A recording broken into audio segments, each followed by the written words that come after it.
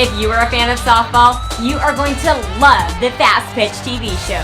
From softballjunk.com, we're bringing you more softball than anyone on the planet. Sit back and get ready. Here's the Fastpitch TV show. Hello, I'm Gary Leland, and this is the Fastpitch TV show. Make sure and take a look at all my videos, all my blogs, and softball information on my website, of course, at fastpitch.tv. The Fastpitch TV website brings you more free softball information than anyone on the planet.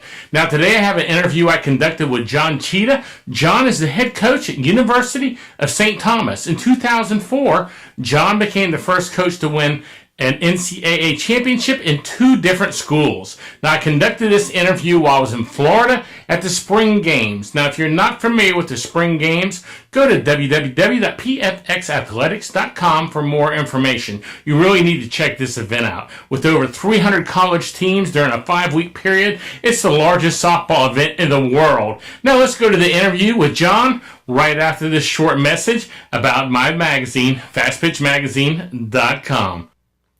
Oops, sorry, I was reading this month's issue of the Fastpitch magazine. What? You're not familiar with the Fastpitch magazine? Watch this. You are going to love it.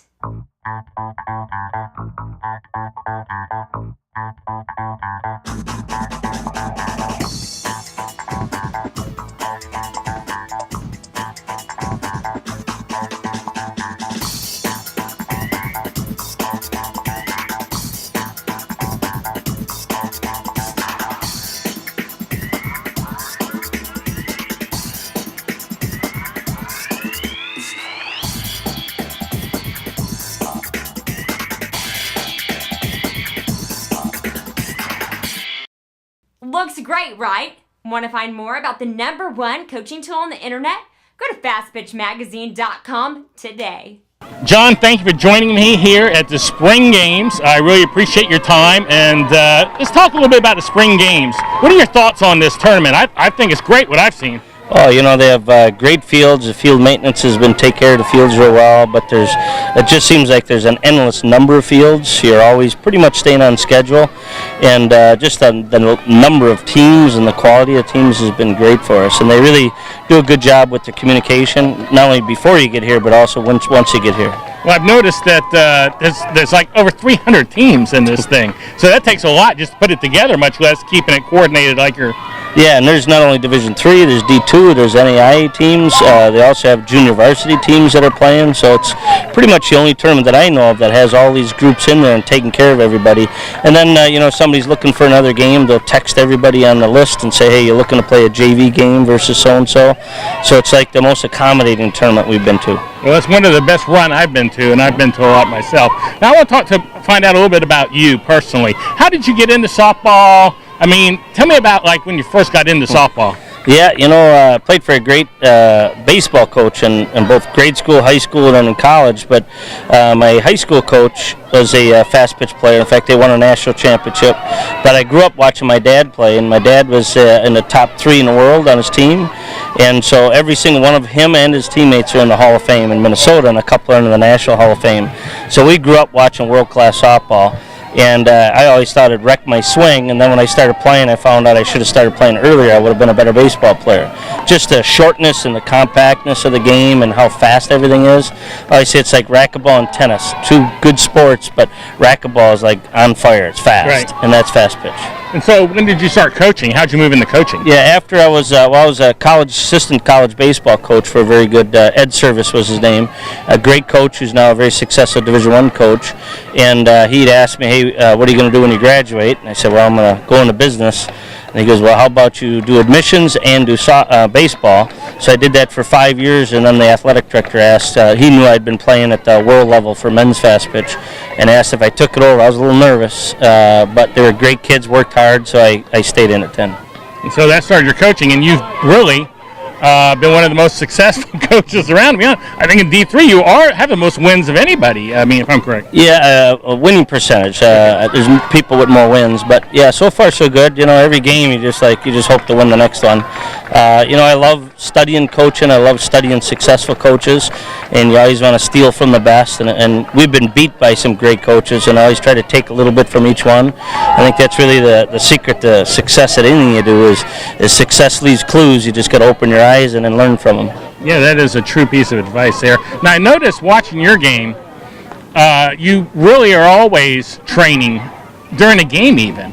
I see so many coaches that when the inning starts, their players run a lap to the fence and back. The ones that aren't playing. Yeah. Okay, just run it to the fence and back because you got to do it. Yeah. But your players are out there actually, basically, I'd say doing drills. Yeah. They run out and do drills like when they're hitting. Yeah. I believe they're like trying to tee off on the pitcher. Yep. We do a lot of base running. Could be fielding drills. Could be offensive drills. You can't bring a bat out there, but you can act like you have a bat. But we always want to make use of our time. In practices we use dead time drill. If I'm working with a hitter who's struggling a little bit, I'll look up, and if everybody's standing still, I'll just say dead time. And they start going through some dry drills, fundamentals. So, like I said, racquetball and tennis. In racquetball, you got to be really efficient. In baseball, you can be a little bit more athletic and overcome some of those things. But in fast pitch, everything's so fast and compact that the more efficient you are, the better success you have. So every chance we get, we're trying to get more efficient. I even noticed, I've been doing this a long time, but I don't know that I've really ever seen this before. During the game, one of your pitchers was outside pitching without a ball. Yeah. And I don't even know if I've really seen that before, pitching without a ball. It's kind of silly simple. You want to work on basic mechanics. So if you got your basic mechanics down and you could duplicate them over and over, chances are you're going to have pretty good control. And so a lot of times they eliminate the ball so they can just get a feel for it. And they all have little quirks and things that they know they always got to work on to kind of correct. So without a ball, they can still work on that. Don't need a catcher. Same thing with their swings, dry swings. Nothing wrong with that, as long as you know what you're doing. In fact, we do a lot of drills at home with mirrors. So now they get instant feedback and they could see it. So videotape is nice, but a mirror gives them instant feedback. They definitely see it right away, what they're doing. Yeah. And, they have to know what to look for. I always laugh, too, because you have all the video analysis programs.